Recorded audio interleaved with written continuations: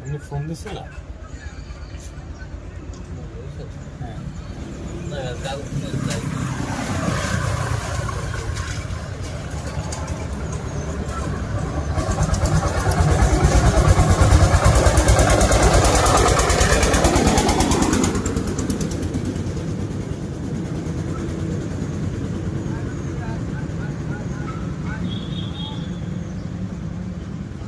CB করতেছি